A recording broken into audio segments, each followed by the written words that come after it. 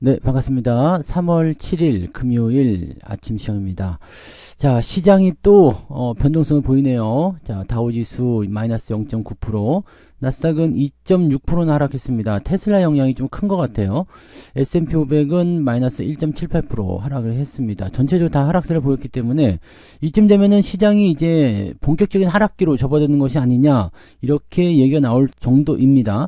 나스닥 같은 경우는 반등이 나와야 되는 시점에서 계속 빠지고 있기 때문에 이쪽 부분들은 조금 곤란한 상황들이 있는 것 같아 보인다, 이렇게 보시면 될 것 같고요. 전반적으로 분위기가 애매하게 흘러들어가고 있다, 이렇게 보시면 되겠습니다. 자, 그 이유를 뭘로 보고 있느냐? 트럼프의 관세 정책이 오락가락한다. 자, 멕시코에 대한 또 캐나다에 대한 관세를 자동차에서 이제 대부분의 종목으로 확대를 했습니다. 그래서 그 관세 유예를요. 그래서 4월 2일 날까지 관세를 유예하고, 그리고 나서부터는 이제 상호 관세로 가자. 상호 관세는 솔직히 말해서 뭐 별다른 거 없습니다. 그냥 그 크게 뭐 위기가 될 만한 부분은 아니죠. 즉 미국이 관세를 이제 그 다른 나라에 비해서 조금 덜 매기고 있었던 그런 상황에 대해서 이제 어떤 불합리한 부분들을 해소하자, 이런 쪽이 이제 상호 관세라 보시면 되기 때문에 우리가 먼저 매기지만 않으면은 미국도 매기지 않을 것이다 라고 생각하시면 된다는 얘기죠. 그러면은 그건 큰 문제가 되지 않습니다. 근데 지금 먼저 때리고 들어가는 거 있잖아요. 지금 이제 캐나다하고 멕시코를 흔들흔들 하는 바람에 증시만 괜히 조져놓은 상태가 좀 됐죠. 그리고 이런 부분에 불확실성을 품고 있는 사람들이 굉장히 좀 불만을 좀 느낄 수밖에 없는 상태가 좀 됐던 것 같습니다. 자, 주가가 장중에 반등하는 듯한 느낌이 좀 있었습니다만, 오히려 이런 부분들이 마음에 안 들어, 더 오히려 불확실해졌어, 뭐 이런 식으로 얘기를 하고 있었던 것 같습니다. 뉴스 한번 볼게요. 자, 뉴스 내용도 대부분 비슷할 거라 생각합니다. 관세 불확실성에 일제히 하락했다. 테슬라는 6%대 떨어졌는데 5.6% 떨어졌네요. 자, 중국 쪽에서 판매가 좀 줄어들었다는 얘기도 있었죠. 이 나스닥 지수가 가장 큰 문제예요. 특히나 이제 테슬라 같은 게 포함되어 있기 때문에 S&P 500, 나스닥 이쪽이 아주 피곤한 상태가 좀 됐을 거라 생각합니다. 에너지 관련한 종목군들은 그래도 조금 상승했다라는 얘기가 있는데 나머지는 다 빠졌다라고 보시면 되겠죠. 이미제, 부동산, 기술주 양대 업종, 그리고 유틸리티 등 5개 업종은 모두 2% 넘게 하락했다. 어마어마하게 떨어졌네. 지금 다 떨어졌어요. 빅테크도 다 떨어졌고요. 테슬라가 5.6% 하락했고요. 7주 연속 하락세. 지금 한 달 만에 무려 30% 넘게 하락세를 또 보였는데 어마어마한 하락이죠. 엔비디아도 5.74% 하락을 했고요. 아마존 메타 플랫폼스도 4% 안팎으로 떨어졌다. 애플과 마이크로소프트가 그래도 그나마 잘 버티고 있습니다. 1%가량밖에 안 내렸다. 자, 백악관의 관세 양보 발표에도 불구하고 투자자 심리는 회복되지 않고 있다. 이거 굉장히 큰 문제가 될 수 있습니다. 이제 와가지고 막 들쑤셔 놓은 다음에, 아이고, 내가 생각해보니까 잘못 생각했어요. 없던 일로 합시다. 이거 불가능하잖아요. 그러니까 이렇게 쑤시기 전에 뭔가를 생각하고 있어야 되는데, 그냥 필터를 거치지 않고 막 쏟아버리는 거지. 그러면 동맹국이고 나발이고 없다. 그러면은 문제 되는 게 당연하지 않겠습니까? 그죠? 지금 일단 북미 자유협정 USMCA를 준수하는 멕시코와 캐나다산 상품에 대한 관세를 오는 4월 2일까지 일시 중단할 것이다. 그러니까 이게 뭐냐면 일시 중단할 것이다 라는 부분들에 의해서 다시 이제 4월 달까지 또 협상 카드로 쓸 것이다, 또 이야기할 것이다, 이런 얘기를 하는 거죠. 그러니까 에이씨 이번에 안 믿을래. 사람들이 지금 보면은요, 이 관세 얘기가 나왔었던 2월달 그 초중반 이후부터 관세 매긴데 떨어졌다가 괜찮대 올라갔다가 뭐 매긴데 떨어졌다가 또 괜찮대 올라갔다가 뭐 이런 식으로 계속 진행하는 부분이잖아요. 그러니까 이 다음에 또 떨어질 거 아니냐, 이런 생각을 하고 있는 상태가 돼버린 거죠. 자, 스콧 미국 재무장관이 이 캐나다 총리를 향해서 머저리 미치겠네. 이런 거를 공개적으로 이렇게, 지금 미국이 깡패 집단입니까? 아니 이거 왜 이렇게 되는 거예요? 깡패가 맞는 건가요?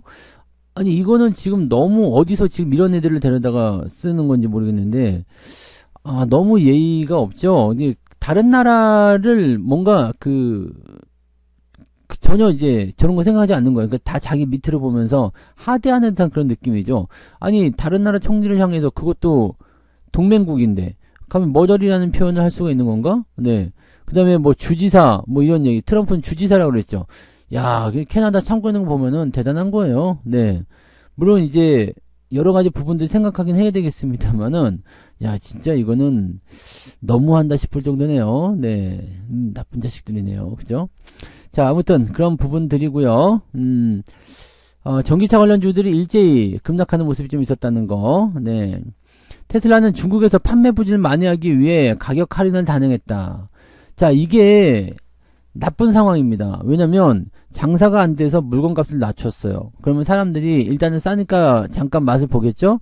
자, 그러다가 이제 거기 익숙해지면 또 맛을 안 봐요. 네. 원래 가격으로 돌아갈 수도 없어. 그죠?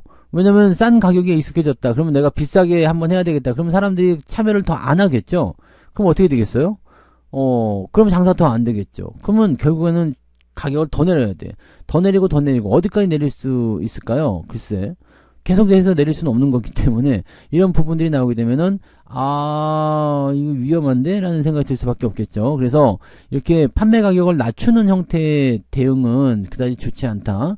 자, 중국 내 모델 3 구매자를 위해서 8,000위안 약 160만원의 보조금을 제공하겠다. 2월 중국 판매는 네. 급락세를 보였기 때문에 애매하다. 전년 동기 대비 BYD는 엄청 뛰었네요. 그래서 전기차 사시려면 그때도 말씀드렸지만 BYD 또는 CATL 이런 것들을 사시는 게 맞다라는 거죠. 네. 자, 근데 이거는 테슬라가 고점 대비 43%. 자, 이런 부분들이 있다는 얘기죠. 여기다가 유럽 같은 경우에서도 부담감이 좀 커져 있는 부분들이고, 자, 이렇게 되니까 이제 다른 전기차, 리비안, 그 다음에 루시드, 이런 것들도 같이 급락세를 보였고, 힘든 상황이 됐어요. 전기차 쪽이 지금 미국에서 IRA 그 부분도 폐지를 시켜버린 부분도 있었던 데다가, 일론 머스크가 지금 완전 밉상으로 들어가 있죠. 그래서, 뭐, 이거는 굉장히 좀, 네, 피곤한 상황이 좀 된 것이 아닌가라는 상황이 좀 된 것 같아 보입니다. 그래서 테슬라는 네, 이게 또 가장 큰 문제는 우리나라 사람들이 또 가장 많이 갖고 있는 네, 종목이 바로 테슬라와 엔비디아잖아요. 이쪽 두 개가 지금 크게 떨어진 형태라서 부담이 되고 있다라는 것을 조금 생각하셔야 될 것 같아 보입니다. 네. 요즘에 숲 많이 빠지던데 해외 진출 성장 둔화 우려. 요즘에 많이 올랐었잖아요. 이게 옛날에 아프리카 TV죠. 네, 근데 요거 네 애매하네. 네, 숏폼 인기가 높아지면서 유튜브와 인스타그램을 제외한 주요 콘텐츠 플랫폼 트래픽이 감소하고 있다. 왜냐면 이 숏폼에 대한 부분들 이게 쉽게 보고 쉽게 넘어가는 거잖아요. 완전 인스턴트 영상들이죠. 그런 것도 인기가 높아지게 되면서 이제 유튜브와 인스타그램을 제외하면 다 그냥 없다라는 얘기죠. 그래서 이 아프리카 TV 같은 경우도 주가가 급등했었다가 확 떨어진 형태로. 그러니까 아프리카도 이제 숏폼을 한번 해야 되는 거 아니냐인데 아프리카는 좀 내용이 좀 다르지 않나요? 얘네들은 라이브, 물론 이제, 네, 녹화도 있는 것 같긴 한데, 애매한 것 같아요. 얘네들은 이제 라이브가 사실은 주력이라고 좀 볼 수 있잖아요. 그죠? 그런데, 이렇게 되면은, 이렇게까지 떨어지게 되면 좀 애매한 부분이겠죠? 해외 시장에서 패트리온 온리팬스? 이거는 뭐지? 네. 이건 잘 모르겠네. 네. 근데 크리에이터 후원 플랫폼의 높은 성장과 수요를 고려하면 성장성은 충분하다. 글쎄, 네. 글쎄요. 뭐, 일단은, 네. 이거 약간 고민 좀 해봐야 되겠는데, 그죠? 네. 지금 보면은, 이제 이런 숏폼이라든지 이런 부분들이, 어떤 식으로 진행될 것이냐라는 것도 생각해 볼 필요가 있습니다. 그래서 전체적으로, 이렇게, 좀, 정말 재미있는 그런 게 아니, 정말 재밌더라도 길어지면은 잘 안 듣잖아요. 그래서 그런 부분들이 조금 애매한 거 아니겠느냐라는 식으로 얘기가 나오는 거죠. 자, 그 부분도 한번 보고요. 요거는 뭐야? 올해 한국의 IMF 버금가는 경제 위기가 올 것이다. 올해 무지막지한 시련이 올 것이다. 조심들 해야 되겠네요. 네. 이럴 때는 현금을 들고 있는 게 가장 좋든가요? 아니면 금을 들고 있는 게 가장 좋든가요? 네. 근데 이게 그 IMF 같은 정도의 수준은 아니겠지만 지금 상당히 힘든 건 맞아. 그죠? 자영업자들이 지금 한계점에 이르렀잖아요. 다, 지금 뭐 경기 좋다는 얘기를 어디서든 들어본 적이 없습니다. 그러다 보니까 이제 투자를 해야 되냐 말아야 되냐 이런 부분들이지만 투자를 하지 않으면 더 가난해진다는 얘기죠. 그래서 어떤 식으로 지금 해야 되는지에 대한 부분을 계속 고민하고 계속 생각하고 이렇게 돼야 될 것 같아 보입니다. 지금 상태에서는 경제 위기가 매우 심각한 수준이 될 것이다. 뭐 무역 규제라든지 등등등 여러 가지 지금 뭐 이렇게 제대로 돌아가는 게 없어요. 그래서 시장에 대한 부분들이 크게 상승할 수 있는 어떤 패턴들이 없기 때문에 지금은 이제 이런 내수 경기를 좀 살리는 부분도 좀 필요하고 또 해외적으로도 네 대외적인 어떤 그런 부분들에서도 어떤 통상 무역 통상 이런 부분에서도 뭔가 좀 힘을 발휘할 수 있는 게 있어야 되겠죠. 이게 왜 백날 얘기해봤자 소용없습니다. 근데 위기 온다 경기 나쁘다. 근데 지금까지 살면서 경기 좋다는 얘기를 한 번도 들어본 적이 없습니다. 그래서 너무 크게 걱정하지 마시고 이 부분에 대해서 어떻게 하면은 벗어날 수 있겠는가 그런 것들을 보셔야 되겠죠. 자, 뉴욕 증시가 트럼프 관세 이후에 더 불안하다. 야, 이게 참 네 답답한 일이네요. 그죠? 오히려 더 부담스럽다라는 거 아닙니까? 그죠? 답답하네. 네. 자, 네이버에서 뭐라고 했길래 목표 주가를 올려라고 했느냐. 네이버가 최근에 이제 그 배낭락 시점을 기점으로 해가지고 주가가 크게 떨어졌었다라고 되어 있는데, 앞으로 뭐 이제 다 개편한다. 네이버가 이제 AI 쪽에서 이제, 원래는 네이버가 좀 앞서가다가 카카오한테 뒤졌다가 다시 또 앞서가다가 이번에 또 뒤졌다가 그 다음에 또 다시 앞서가려고 하는가 봐요. 그래서 AI를 적용한, 네. 네이버 플러스 스토어라는 게 그거였구나. 근데 그다지 잘 모르겠던데. 뭐 AI를 적용해서 이 네이버 플러스 스토어를 이용해 보셨나요? 네이버 스토어하고 플러스 스토어가 두 개가 있던데 큰 차이를 못 느끼겠던데 라고 생각이 들거든요. 네. 물론 이렇게 좀 이렇게 압축해서 보여준다고 하는데 아직은 잘 모르겠더라고요. 근데 그렇게까지 큰 차이를 못 느끼겠던데. 자, 근데 어쨌든 초기 단계이기 때문에 충분히 이렇게 하고 있다는 게 중요한 거죠. 네이버가 이렇게 하고 있어. 카카오는 이렇게 하고 있어. 이런 것들 가지고. 자, 주가가 좀 부담스럽다라든지 어떤 그런 부분이 좀 나올 때는, 이런 네이버라든지 카카오 같은 경우가 또 주목을 받을 수도 있어요. 그래서, 계속 업종이 돌아다닌다는 거 그런 부분들이 매우 중요하다는 내용이 되겠죠. 그래서 어느 쪽으로 움직일 것인지 그런 것들을 좀 생각하실 필요는 있겠습니다. 어제 같은 경우도 시장이 약간 불안한 상황 됐을 때 네이버 카카오 쪽에 움직임도 좀 있었잖아요. 특히 코스닥 같은 경우 변동성이 굉장히 커질 거 생각되고 있기 때문에요. 추가적인 변동성이 나타나게 된다면 아마 자금은 약간의 도피처 역할을 하는 네 그런 코스피로 들어오거나 아니면 시장이 전체적으로 떨어져서 분위기가 애매하거나 뭐 그렇게 나오지 않겠는가라고 생각되긴 하겠습니다. 자, 그래서 그런 부분들 한번 체크하시면 되겠고요. 뭐 그냥 전부 다 불안해요. 힘들어요. 뭐 나스닥 짜증나요. 뭐 트럼프 협상의 기술에 짜증나고 있다. 뭐 이런 얘기들. 특별한 어떤 그 재료나 돌파구가 없는 상태이기 때문에 그런 모습이겠죠. 그래서 외국인들이 지금 인터넷주와 방산주 이쪽으로 네 매수 포인트를 조금 확장했다라는 얘기고 되고 있고요. 자, 이 홈플러스 카드채 이거 굉장히 좀 문제시 될 수 있는 부분 중에 하나인데 이것 때문에 국민연금도 지금 6천억 네 손해보고 있다 뭐 이런 얘기 날릴 판이다 이런 얘기 있잖아요. 지금 홈플러스가 망한 겁니까? 네. 이거 약간 저런 거 아니야? 기업 회생 절차에 들어간 홈플러스라고 되어 있군요.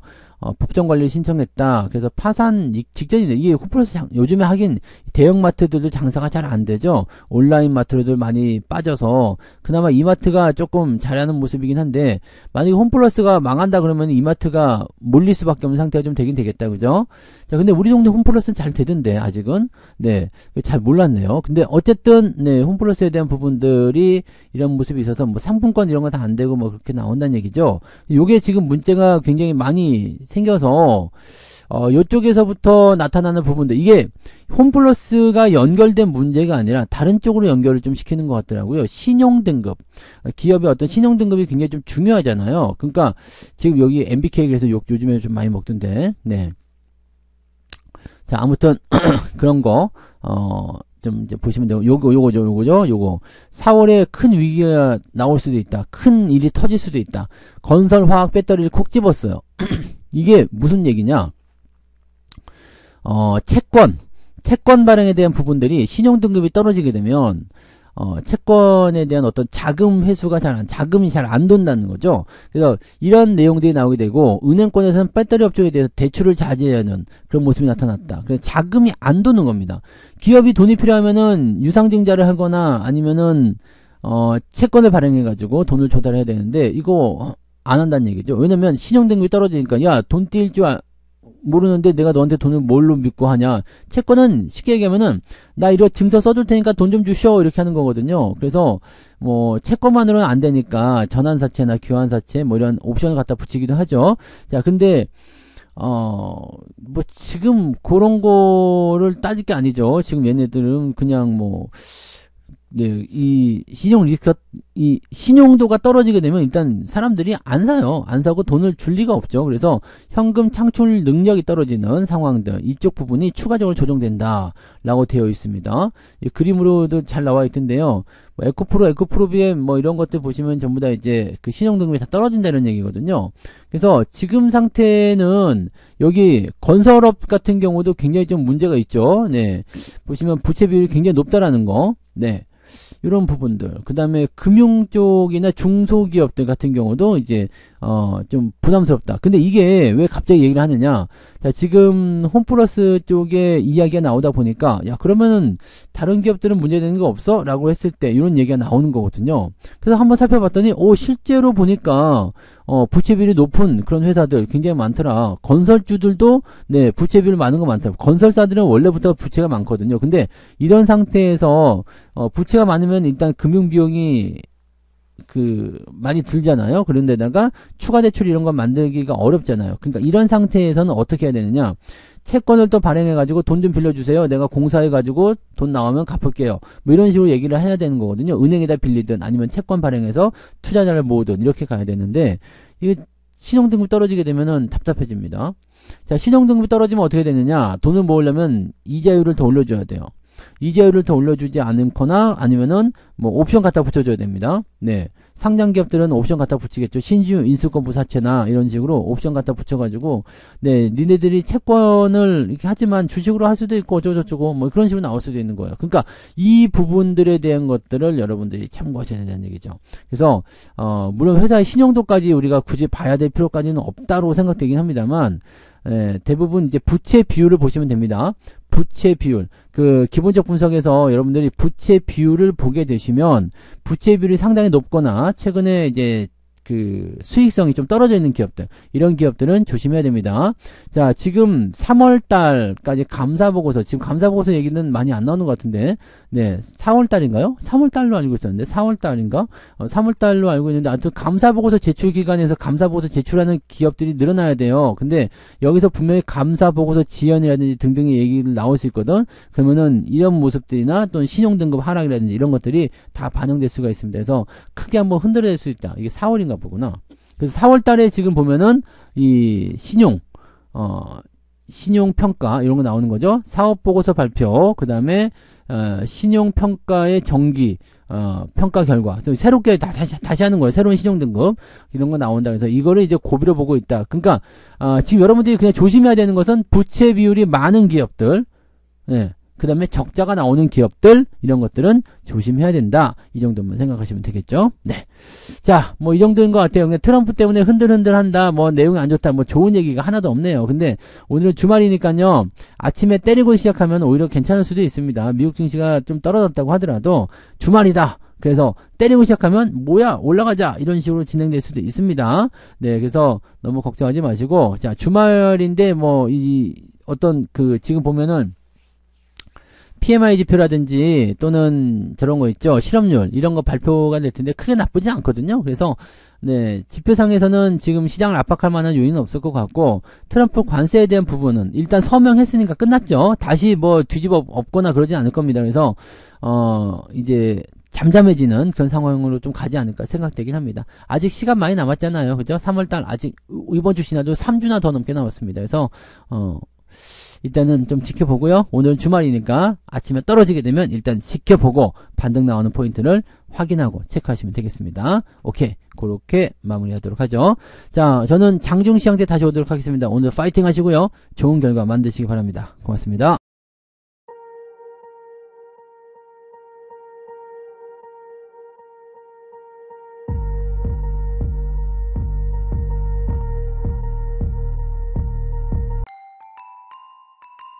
본 방송에서 제공되는 모든 정보는 투자 판단의 참고자료이며 투자의 최종 책임은 본 방송을 이용하는 본인에게 있습니다.